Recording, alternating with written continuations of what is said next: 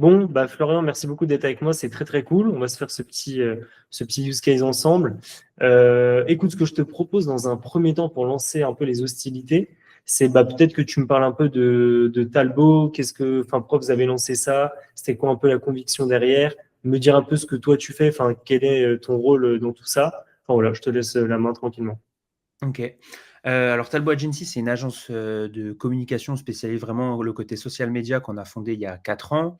Moi, l'idée, elle était simple, c'est qu'avant, je faisais des saisons en restauration, j'étais serveur et en fait, j'avais déjà la fibre vidéo comme passion, je faisais du drone, je faisais toutes ces choses-là et j'ai remarqué qu'en fait, direct, dès que j'arrivais dans une entreprise, que ce soit à la montagne, en Corse, dans le sud de la France, enfin tous ces spots un peu sympas pour les saisons, en fait, tout le temps, les boîtes, c'était des boîtes qui faisaient 1, 2, 3 millions, parfois un peu moins, mais globalement, ça tournait là-dessus et elles avaient des budgets de com qui étaient inexistants, des Insta qui étaient à l'abandon et en fait, direct, bah, les patrons, ils finissaient toujours par me demander de les gérer parce que je savais mettre les stories sur place, parce que je faisais des belles images et tout. Donc voilà. Et quand j'ai rencontré Salomé, qui est du coup mon associé, avec qui j'ai monté l'agence, bah, je ne pouvais plus aller en saison. Bref, j'ai commencé à me dire, OK, qu'est-ce que je veux faire? Je savais que je ne voulais pas reprendre un travail classique. J'avais cette vision depuis des années de me dire, il y a un marché. Je savais qu'il existait. Je l'avais déjà un peu expérimenté. Et du coup, let's go, j'ai commencé à prospecter et puis à travailler pour les entreprises. On s'était installé en Corse pendant quasiment 4 ans. On a super bien développé en Corse. Après, voilà, on faisait tout nous-mêmes, donc on avait vraiment des plafonds de verre en termes de temps qui faisaient qu'on ne pouvait pas gérer 100 000 clients, mais enfin, en vrai, on gagnait bien notre vie, on tournait, on avait nos clients, on avait parmi les plus belles entreprises de Corse dans nos clients, c'était vraiment cool. Maintenant, on sentait qu'on avait des plafonds de verre qu'on ne pouvait pas péter sur l'île parce qu'il n'y a pas assez d'entreprises qui font des sous, il faut dire ce qui est.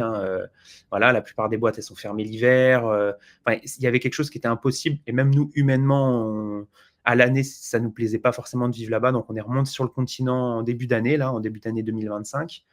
Et ça faisait Ok. quelques temps que je voyais passer des ads du charbon. Je suivais déjà Mathis, j'avais déjà suivi son parcours aussi, qui du coup, ben, en vrai, est un peu l'exemple aujourd'hui d'une belle perf sur un modèle d'agence où on est à peu près similaire sur quelques points.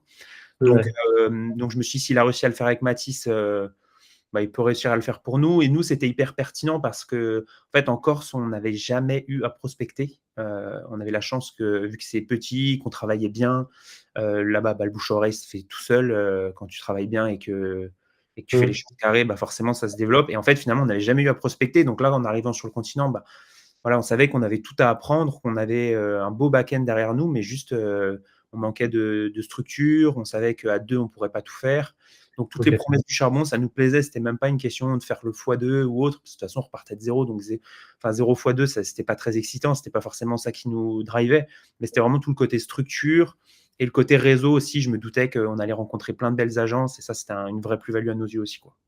Voilà. Ok, trop bien. Ouais, bah, trop bien. Merci beaucoup pour la presse, pour le petit contexte.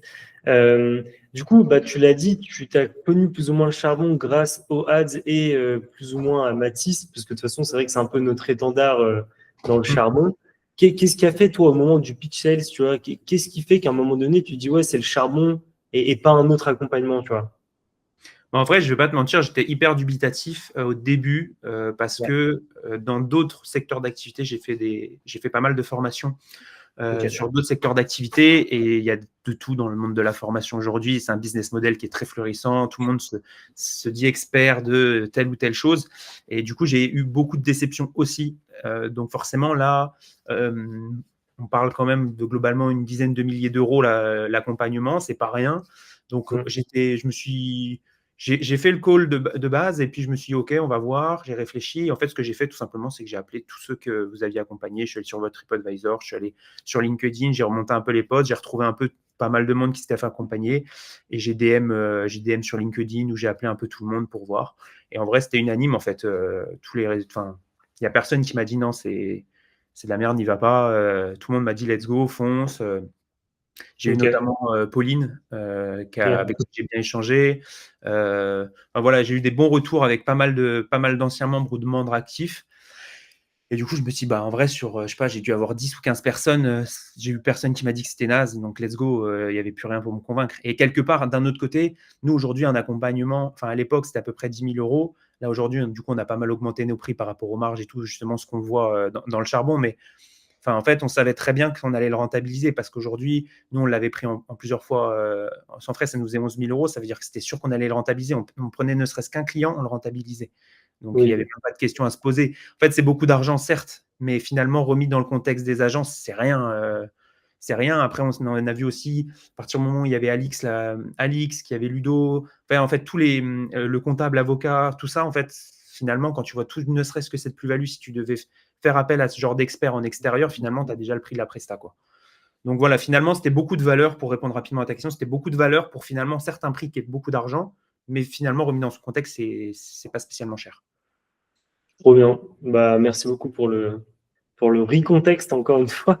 Mais ouais, c'est exactement ça. Mais trop bien que ça ait été vu comme ça. Et en fait, un truc qui est assez drôle, c'est qu'on se rend compte qu'il y a de plus en plus de personnes qui, avant de nous rejoindre, contactent ce qu'on appelle maintenant les alumni, parce on va mettre en place, tu sais, on l'a dit au dernier mastermind, ce système d'alumni pour venir un peu traquer toutes les personnes avec leurs coordonnées, etc. Et en fait, tu as de plus en plus de personnes qui se réfèrent aux agences qui sont accompagnées ou qui ont été accompagnées. Et d'ailleurs, c'est super drôle parce que c'est souvent Nori qu'on contacte, donc Pauline. Pauline, je sais pas, c'est un peu l'étendard, mais aujourd'hui, de toute façon, elle a un peu ce rôle d'ambassadrice pour nous, tu vois, on l'affectionne beaucoup. Mais c'est vrai que beaucoup de gens vont vers Pauline pour se demander des conseils, donc c'est assez drôle. Et je pense qu'effectivement, par contre, c'est la vraie meilleure chose à faire pour avoir un retour un peu authentique, concret, direct. Et nous, on est complètement chaud là-dessus. D'ailleurs, c'est même pour ça qu'on a fait, tu sais, la charbonnerie en essayant de balancer un peu toutes ces études de cas pour avoir une parole hyper libérée, hyper honnête aussi. Mais ok, bah, trop bien. Petite question, c'était quoi avant le charbon? Parce que du coup, tu as énoncé pas mal de trucs, de problématiques, entre guillemets, que vous aviez avec Salomé. C'était quoi le gros défi que vous aviez ou la grosse problématique avant de rejoindre le charbon? On en avait plusieurs, hein, mais si vraiment je devais en cibler une, déjà, on n'était pas assez cher. Ouais. Par rapport au fait que, sans se vanter, en vrai, on délivre bien, on a des vidéos qui performent. Vraiment, on a vraiment plein de clients qui font des dizaines, voire des centaines de milliers de vues. Enfin, Mmh. on a vraiment un bon produit, un bon service. Et en fait, genre, on n'arrivait pas à monter les prix. Mais le problème, c'est que pour maintenir ce niveau de service, bah, forcément, il y a énormément de temps, énormément d'énergie. Et du coup, clairement, on se vendait pas cher. Et bah, quand tu fais le calcul, tu gagnes même pas 10 euros de l'heure, quoi. Donc, il y a un moment donné où il y avait ça, c'était la plus grosse problématique parce que, en vrai, on était essoufflé. Enfin, moi, je sais que je ne vais pas parler au nom de Salomé, mais je pense que c'est le cas aussi. Mais moi, j'étais essoufflé. Limite, quand j'ai pris le charbon, je me suis dit, quand j'ai vu toute la montagne qui restait à gravir, je me suis dit, waouh, est-ce que là, j'ai encore l'énergie de le faire, quoi. Donc, parce que bah, finalement, au bout d'un moment, on va pas se mentir, hein, tu le fais pas pour l'argent, mais tu le fais quand même pour l'argent, quoi. Et à un moment donné, quand tu fais que travailler et que tu gagnes rien, au bout d'un moment, tu as besoin quand même d'avoir un peu d'argent qui rentre. Donc, je dirais que globalement, c'était ce point-là. Ce qui fait qu'en plus, on pouvait pas développer, on pouvait pas lancer d'ads parce qu'on avait, enfin, une fois qu'on avait payé nos vies, finalement, il restait pas tant que ça de marge sur la Ouais. boîte. Donc tu peux pas lancer d'ads, tu peux pas prospecter. En fait, une fois que tu as pas l'argent, tu es bloqué sur tout.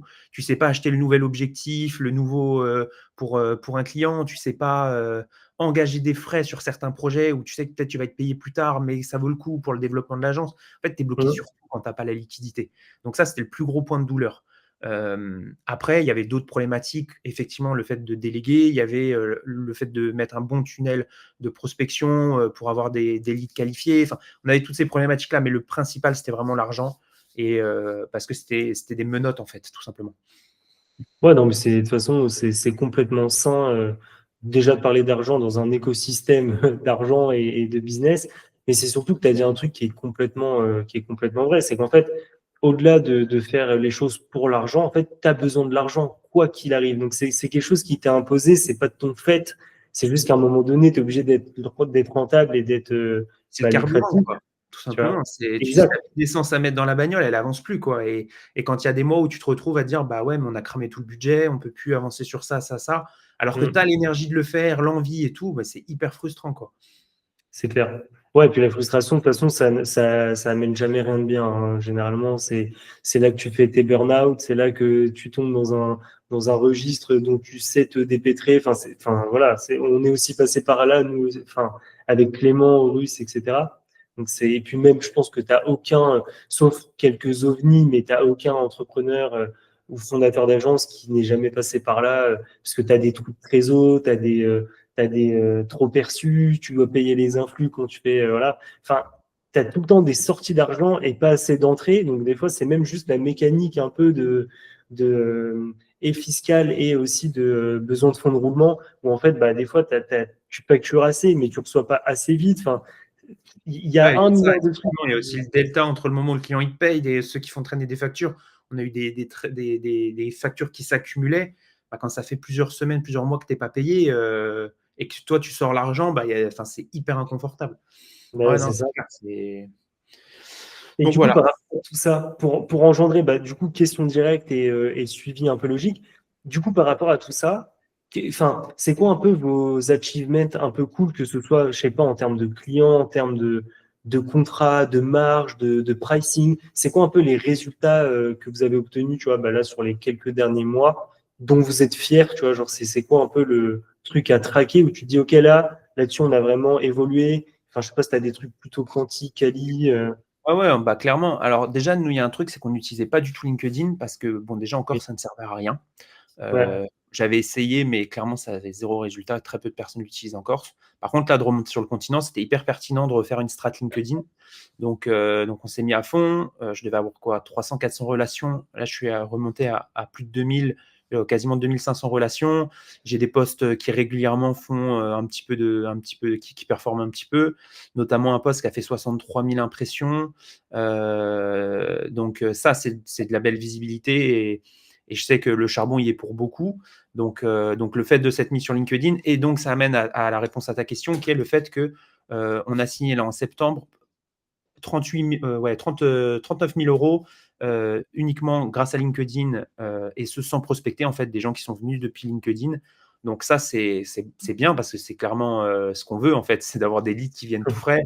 Les calls de vente sont hyper agréables à faire parce qu'en fait, ils sont déjà hyper chauds. Tu n'as même pas besoin de… Donc tout le schéma derrière est trop bien quand ça se passe comme ça. Donc ça, c'est vraiment le premier point, on va dire, au niveau chiffre dont dont on est assez fier et puis qui a vraiment relancé le truc. Et après, bah, le fait de tout simplement aussi avoir la vision de se dire avant, on accepte un petit peu tout. Aujourd'hui, je prends mon coup, que ce soit si j'ai un freelance ou si c'est moi qui le fais, mais je calcule toujours maintenant. Il y a ça aussi, c'est que le problème, c'est qu'avant, on calculait en fonction en mode genre, on s'en fout parce que c'est nous qui le faisons, donc entre guillemets, on ne compte pas nos heures. Aujourd'hui, je veux vraiment que tout ce qui sort, même si c'est moi qui le fais, ça doit être pricé comme si j'envoyais un freelance sur place et je me paye le prix. Si c'est moi qui le fais, je me paye le prix du freelance. Et si ce n'est pas le cas, je ne le fais pas. Et donc aujourd'hui, on est en mesure de plus refuser des prestats. De toute façon, c'est simple, c'est 60% de marge. Donc je prends. Non, mais c'est ça, voilà, je prends le prix, je rajoute 60%. Le client il dit oui, tant mieux. Le client il dit non. C'est que de toute façon, je vais perdre de l'argent, de l'énergie et je le ferai mieux autre chose. Donc on va dire que c'est ça, c'est le fait d'avoir signé grâce à LinkedIn. Et après, ce 60% qui même des fois, on peut être un peu au-dessus et, sur certains services. Et ça, c'est cool. Mais voilà, jamais être en dessous de 60%. Et en fait, à partir de là, tout se passe bien, quoi. Tout déroule. Bah, non, mais en plus, moi, je suis très fier de vous particulièrement. Bah après, forcément, tous les use cases font plaisir et en plus, bah, vous avez aussi fait votre x2, ce qui est le cas de, bah, en soi, beaucoup de personnes, mais c'est vrai que tu en as qui partaient avec soit beaucoup moins et du coup, le x2 n'est pas toujours très représentatif, tu vois, parce que si tu fais x2 de 5000, enfin, Ouais, ça change pas ta vie de fondateur, tu vois. Mais c'est vrai que vous, là où je suis vraiment hyper content, c'est qu'il y a eu ce moment, c'est quelque chose qui a pas forcément été dit, mais qui a été ressenti, en tout cas, moi, de ma part, c'est que j'ai senti que dans les premiers mois, tu sais, c'était un peu compliqué de votre côté. Vous aviez du mal à. En plus, vous aviez commencé très rapidement avec le mastermind qui avait mis aussi un grand écart entre ceux qui étaient déjà 50, 100 000 par mois. Enfin, je vous avais senti un peu décontenancé, on ne trouve pas notre place et tout. Et en fait, vous êtes monté en puissance à un moment, mais tout d'un coup, toi, ton post qui a fait 600 likes, tu as gagné, mais tu sais que franchement, tu as gagné énormément de connexions parce que 2000 connexions en l'espace de 2-3 mois, c'est pas tout le monde qui le fait. Hein. Et même avec Clément, on s'en parlait, on se disait putain, mais leur LinkedIn, il est laser précis, il est hyper bien écrit et on vous a vu progresser sur tout. Et franchement, je suis trop content de ce use case parce que, bah, ouais, je pense que vous êtes l'incarnation du en fait, on s'arrêtera pas, on va bosser, et tout ce que vous avez, Où j'ai capté, c'est quand on a fait au dernier mastermind le post LinkedIn et qu'à la fin, on a regardé les impressions. J'étais vraiment en ouais, mode, en vrai, genre, je sais que je ne serai pas pris, quoi. Je sais que ça ne sera pas moi. Ça n'a pas été moi, évidemment. Mais ce que je veux dire, c'est que quand tout le monde commençait à dire les impressions et monter, moi, le post, il avait fait. Alors là, il est à 6-7 000, mais à ce moment-là, il était genre à 4 ou 5 000. Et en fait, j'entendais les gens genre dire, ouais, je suis à 1000, c'est bien. J'étais en mode genre, ah, mais attends, mais je vais peut-être être. Bon, après, c'est monté, je sais plus, je crois que c'était 8 ou 9 000 impressions. Mais le fait ouais. d'être, entre guillemets, peut-être dans le top 15, tu vois, ou top 10 de hauteur, je me dis, putain, en vrai, c'est cool quand même. Enfin, j'ai quand même déjà réussi à faire un LinkedIn qui est assez puissant. Donc ouais, trop, trop, trop bien sur ça. Non, non, mais c'est évident. Et puis moi, je te dis, c'est en tant que CSM, en plus, forcément, enfin, j'ai quand même un œil sur tout le monde et j'ai un peu mes affinités avec tout le monde aussi. Donc, c'est ça qui est génial. Mais moi, je vous ai vraiment vu, que ce soit en delivery, en posture. Posture, vous avez mais Plus gros explosé. switch. Exactement. Tu vois, tu le dis toi-même, c'est qu'en fait, parce que tu vois, en fait, tout le monde parle que de chiffre d'affaires, de marge, de trucs. En fait, ça, c'est le b.a.-ba, c'est le minimum, parce que comme tu disais tout à l'heure, il y a une obligation financière à tenir. Mais ce qui est vrai, c'est que vous avez bossé sur un truc qui est génial, et en fait, ça s'est vu par rapport aux nouveaux entrants avec qui tu parlais, c'est ce truc de posture de, en fait, je n'accepterai pas tout et n'importe quoi. À partir de maintenant, il y a aussi une posture à tenir, un standing à respecter. Et en fait, vous n'acceptez plus tout et n'importe quoi et ça fait une diff monstrueuse, tu vois. Et aujourd'hui, tous les problèmes que vous avez, entre guillemets, c'est des bons problèmes. C'est comment je délègue au mieux, comment j'optimise mes freelances, comment j'optimise mes prix de freelance. Et c'est génial, tu vois, parce que c'est exactement ce vers quoi faut tendre. Et on est trop content de vous là-dessus parce que avec Salomé, ça se voit que vous bossez comme des fous et c'est trop mérité, quoi. Donc, trop, trop bien. Ouais, non, c'est important, c'est vrai, ce point-là sur la posture. C'est vrai que je ne l'ai pas mis forcément dans les points, mais Mm. quand tu m'as posé la question, mais c'est sûr que ça, c'est le plus gros switch. En fait, psychologiquement, au niveau du mindset vraiment qu'on adopte aujourd'hui, qui est complètement différent, on a vraiment le sentiment aujourd'hui d'avoir une entreprise et pas simplement. C'est vraiment ce truc de je suis un patron. C'est pas juste le truc de dire ouais, je suis un patron, je suis le boss, mais c'est le truc de se dire vraiment genre oui, oui, je suis un chef d'entreprise, j'ai un produit qui est bon. Alors Oui. oui, aujourd'hui, nous, je sais que le marché n'est pas encore assez mature dans beaucoup de Ouais. cas. Et c'est dur quand tu as des mecs qui ont des boîtes qui font plusieurs centaines, plusieurs millions parfois d'euros de chiffre d'affaires, qui comprennent pas ce que tu fais, en fait, ils ont de la bouteille, ils sont censés être quand même euh, Éduqué. éduqués. Et tu te dis, ben voilà, le mec, il est numéro 1 Europe. Et il me dit qu'en gros, mon produit, c'est un peu. Il ne me prend pas mon produit, il comprend pas. Tu te poses un peu des questions. Et en fait, aujourd'hui, j'ai vraiment le truc de me dire, bah, je sais que mon produit, il est bon, je sais que mon service, il est incroyable. Maintenant, si en face de moi, le mec, il ne le comprend pas, c'est lui qui a un Mm. problème, c'est pas moi. Et le switch, il a vraiment été là-dessus. Et effectivement, comme tu le dis aussi, on sait ce qu'on veut, on sait ce qu'on vaut et on sait ce qu'on veut plus. Donc ça, c'est sûr que, et on en parlait aussi sur le fait de déléguer et autres, au niveau de l'état d'esprit, d'être beaucoup plus serein, ça apporte aussi beaucoup dans la vie de tous les jours. C'est Euh, clair. et ça a vraiment pas de prix, quoi. Mm. Ah, mais ça, de toute façon, c'est. En fait, un entrepreneur, le problème qu'il a, c'est que la vie perso, le vie pro-perso, ça n'existe pas. En fait, c'est impossible d'avoir un truc au taf et de rentrer le soir en mode, bon, je laisse ça derrière moi. Mais non, parce que derrière toi, en fait, c'est En encore plus, on toi. travaille en couple, donc c'est encore plus dur de mettre de la barrière parce que forcément, Ça. bah, c'est H24, il n'y a pas de barrière en plus. On travaille à la maison, donc ça, je veux dire, la limite, elle est ultra dure à placer, c'est clair. Elle est très dure. Et voilà. Et puis ça, c'est aussi un truc qu'on adresse parce que vous n'êtes pas le seul couple en plus du charbon, ça, en tant que fondateur. Et c'est ça qui est génial parce que enfin, ça enrichit vachement sur le plan humain. Enfin, moi, je sais que c'est quelque chose qui me passionne énormément. Mais c'est aussi, il faut avoir en plus beaucoup plus d'attention à se dire, OK, il faut que je me dégage une vie cohérente, saine, parce qu'il y a mon couple aussi. Donc, enfin, tu vois, il y a quand même un vrai truc à aller chercher. Donc c'est hyper bien. Et du coup, vous, à l'époque, vous étiez rentré sur euh, la promesse que tout le monde a au final, c'est de doubler le CA, maintenir 60%. Est-ce qu'au-delà de ça, tu as un mot pour le charbon? Enfin, en fait, est-ce que tu n'as pas le sentiment que la promesse, elle est un peu réductrice, tu vois, du charbon en tant que tel? Est-ce que tu as un mot au-delà, tu vois, si tu devais t'affranchir un peu de la promesse qui est quand même Ouais, ouais. sexy, certes, qu'est-ce que tu penses, qu'est-ce que tu vois du charbon, toi, en vrai? Bah, moi, c'est une certitude, c'est le réseau. Enfin, ça, après, moi, depuis tout petit, j'ai compris assez rapidement que le réseau, c'était la clé, quoi que tu en fasses. Le fait de pouvoir décrocher et en un WhatsApp, discuter avec un tel, obtenir, un avantage que d'autres ne pourraient pas avoir, c'est ce qu'il y a de plus puissant dans la vie de tous les jours, mais surtout dans le business. Donc Mm. indéniablement, c'est le réseau. Encore hier soir, on s'est fait là, du coup, on a sur Paris en déplacement, on s'est fait un resto avec une partie des équipes du charbon. Trop bien. Cet été, on s'est loué une villa avec une partie des équipes du charbon aussi, pendant une semaine. Donc je sais que ces moments-là, en fait, ces connexions qu'on a fait avec d'autres agences, les masterminds aussi, où vous mettez grave le paquet et c'est vraiment trop, trop puissant. Mais en fait, tous ces moments-là, c'est ça qui a le plus de valeur. Pourquoi? Parce que par exemple, on a eu des cas où des clients comme justement, on a eu un cas d'une cliente où on ne pouvait pas le délivrer correctement, c'était pas notre niveau d'expertise. Plutôt que de Ouais. lui faire un devis et de dire: «OK, je le fais», alors que c'est pas mon truc, bah, j'ai été en mesure d'appeler une autre agence du charbon dont c'est l'expertise et tout simplement de faire une mise en relation et ça, c'est trop, trop bien. Hem donc voilà, je dirais que c'est vraiment le réseau parce que ça va aussi, bah, tiens, quel logiciel tu utilises là-dessus? Ah bah, moi j'utilise ça. Bon, bah, tu as gagné 1 heure que tu aurais passé sur YouTube à chercher la réponse. Ouais, Tu vois, c'est ce genre de truc, mais toi, tu as pas un monteur là? Hop, bah, justement, là, j'ai mon monteur qui m'a lâché. Je poste un post dans le school, dans l'heure, j'ai un autre monteur pour le remplacer et tout ça, c'est ce qui fait le plus de puissance parce que c'est le temps, en fait. Tout le temps Mm. que tu gagnes à récupérer l'énergie et les compétences des autres. Hem, Ça et puis aussi du coup, tu as une bonne idée des prix qui se font dans le marché. Par exemple, si demain j'ai besoin, de mettre en place des autom IA, bah, je sais que je vais avoir directement une agence qui va pouvoir le faire et je sais que j'aurai sûrement parmi les meilleurs tarifs, du marché français ou peu importe, Mm. soit avec lui, soit avec un de ses confrères qui est peut-être plus qualifié par rapport à ma problématique.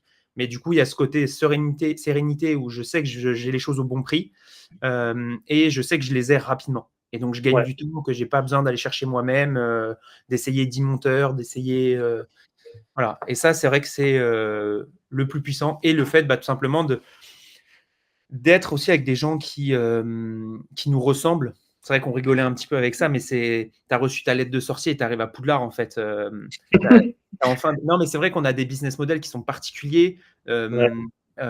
et ce que je disais là à l'instant, pour le chef d'entreprise qui comprend pas, bah, et je pense qu'il y a beaucoup de familles qui comprennent pas non plus ce qu'on fait. Moi, mes parents, ça va à peu près, ceux de Salomé un petit peu moins. Ça va avec les années, mais c'est vrai qu'au début, c'était un petit peu compliqué et quand ton entourage ne comprend pas ce que tu fais, que quand tu as des amis d'enfance potentiellement, des anciens amis de lycée ou autres, tes connaissances, quand tu ne peux pas leur parler de tes problématiques, de chef d'entreprise et particulier du modèle d'agence qui est un peu impalpable, vu que c'est digital, c'est compliqué. Mm. Le fait de pouvoir enfin discuter avec des gens qui sont comme toi et qui comprennent tes problématiques et autres, bah, c'est trop, trop puissant et tu as enfin le sentiment d'avoir une vraie communauté qui a les mêmes problématiques, quoi.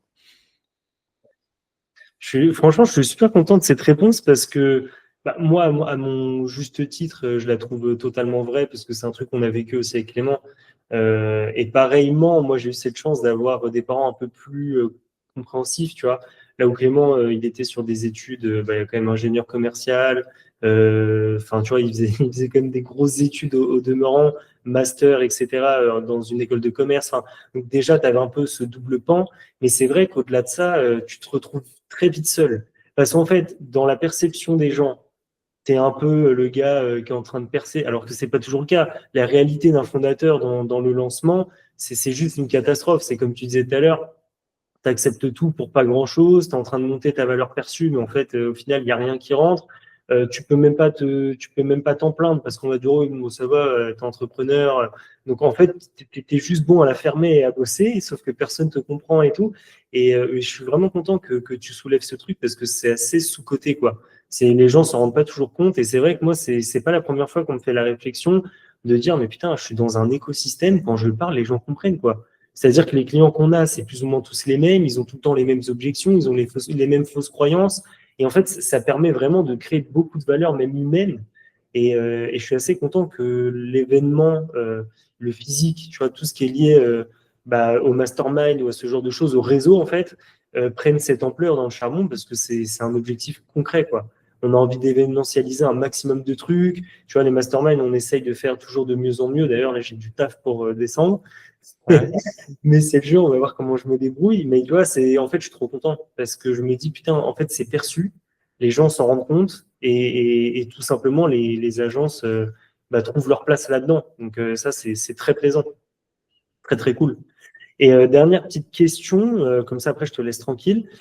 Qu'est-ce que toi tu vois pour rentrer encore plus profondément dans le côté communautaire, comment est-ce que tu vois l'aspect communautaire d'un point de vue sain? En gros, je m'explique, c'est qu'en gros, tu vois, nous, on a beaucoup de fois des objections qui sont de dire, bah oui, mais en fait, à mettre je ne sais combien d'agences, même parfois du même secteur, est-ce que ça crée pas de la concurrence, un truc un peu malsain et tout? Comment toi, en tant qu'insider, tu vois ce truc-là? Après, moi, j'ai une vision, de me dire qu'aujourd'hui, on n'a pas de concurrent parce que déjà en fait, pour moi, aujourd'hui, tous les modèles d'agence pardon, tous les modèles d'agence, à mon sens, en fait, il y aura plus d'offres que de demandes. C'est un fait déjà depuis des mois. Donc aujourd'hui, la seule chose qui fait une vraie différence entre toi et ton concurrent, c'est le côté humain et toi en tant que fondateur. Du coup, vu qu'on est unique, puisque chaque personne est unique, à mon sens, il n'y a pas de réelle concurrence, puisqu'en fait, ce qui va vraiment créer la différence chez un client, il va aller pour l'affect, pour le côté humain, et pas non plus pour Mm. l'offre. Parce qu'aujourd'hui, tous les prix se sont lissés à l'échelle du marché français. Les vidéos à 100 balles près, ça vaut à peu près le même prix, je prends notre cas. Pour ce qui est un marché qui est grandissant, qui est les automia, les prix sont en train de se lisser énormément sur un prix qui est à peu près similaire. Les sites Ouais. internet, c'est pareil, globalement, il y a deux gammes de prix. Il y a les sites pénétration de marché et après, globalement, tout plafonne à peu près sur les mêmes tranches de prix. Donc, à mon sens, le côté concurrence, de toute façon, il va se jouer sur le fondateur. C'est sur sa valeur perçue, sur tout ça. Et donc, pour répondre rapidement à ta question, du coup, à mon sens, il ne peut pas y avoir de concurrence à partir du moment où chaque agence est unique. Maintenant, forcément, il y a une petite guéguerre qui pourrait y avoir. Nous, aujourd'hui, on ne l'a pas ressenti. On ne l'a pas ressenti du tout, sachant qu'en plus, chacun en fait a sa petite expertise supplémentaire. Et en fait, en fonction de ça, en fait, il y a des clients que ça va plus ou moins intéresser. C'est ce que je disais tout à l'heure. Pour rentrer plus dans les détails, c'était vraiment un profil très personal brand. Aujourd'hui, nous, on travaille avec les marques et les entreprises. Mm. Je sais que ça va me faire sortir de. C'est pas pile poil ce que je sais faire, mais pour le grand public, il va se dire c'est la même chose. Je prends une agence, il va pas comprendre pourquoi. Mais en fait, c'est juste de travailler en bonne intelligence entre les agences en se disant bah voilà, moi cette personne-là, je l'ai mise en relation avec une agence qui est plus qualifiée. Évidemment, je demande une rétribution potentiellement d'apporteur d'affaires qui peut tourner généralement vers les. Donc en fait, tu peux quand même faire du business en interne. Gagner financièrement et gagner du coup en sérénité parce qu'en même temps, tu ne mens pas au client et ça, il le sait. Le jour où Ouais. potentiellement il devra avoir besoin de toi pour autre chose, il s'en souviendra que tu ne l'as pas pris pour un con et ça, c'est très important. Mm. Donc voilà, je dirais que non, on n'a pas, nous, en tout cas, on n'a pas ressenti de concurrence avec d'autres agences. Déjà parce qu'on sait que ce qui fait la différence, c'est nous en tant qu'humains et pas que le service. Et puis après, tout simplement parce que globalement, dans les entreprises avec qui on a échangé, les autres agences, on a toujours eu des bons rapports. En fait, il suffit de donner, ils te redonneront en retour. Enfin, à partir du moment où tu fais les choses intelligemment, ça se passe bien. Après, c'est sûr que si tu commences à vouloir tout garder pour toi, Ouais, ça, et puis avoir cette dimension un peu bon, au final, en fait, déjà, d'arriver avec l'idée qu'il y a ton concurrent, tu vas agir comme son concurrent. Et en fait, je ouais, pense que personne n'arrive vraiment avec cette mentalité dans le charbon. Et c'est ce qu'on dit tout le temps, c'est qu'aussi, nous, on a un énorme travail de qualification qui se voit pas toujours, qui se voit pas forcément, parce que vous voyez juste les agences tomber. Mais la vérité, c'est que nous, derrière, tu vois, même pendant les pitch sales et tout, on a tendance à surqualifier pour être sûr que. En fait, aujourd'hui, on a un existant qui est tellement important pour nous. En fait, on aime tellement nos agences qu'on est hyper veillant à qui rentre dans la communauté. Parce que mine de rien, si la communauté fonctionne et qu'il y a un acteur qui rentre et qui vient un peu tout déstabiliser, c'est aussi dramatique pour nous.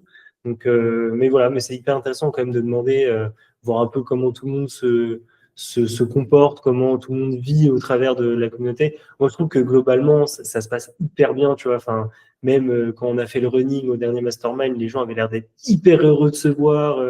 Enfin, tu vois, donc c'est exactement ce qu'on veut aller chercher et ce qu'on veut conserver. Et après, bon, là, je peux pas spoiler, mais j'ai deux, trois idées pour l'année prochaine qui, je pense, vont faire beaucoup, beaucoup plaisir sur cet aspect un peu entre soi, communauté. Mais il y a deux, trois trucs qui me De toute façon, donnent je crois des que je vois idées. ce que tu veux parler, parce que j'en avais parlé un peu avec Clément. Enfin, je lui ai dit que j'aimerais bien que ça soit inclus. Il m'a dit c'est un peu, ça peut potentiellement être dans les tuyaux. Donc, je pense que je vois ce dont tu veux parler.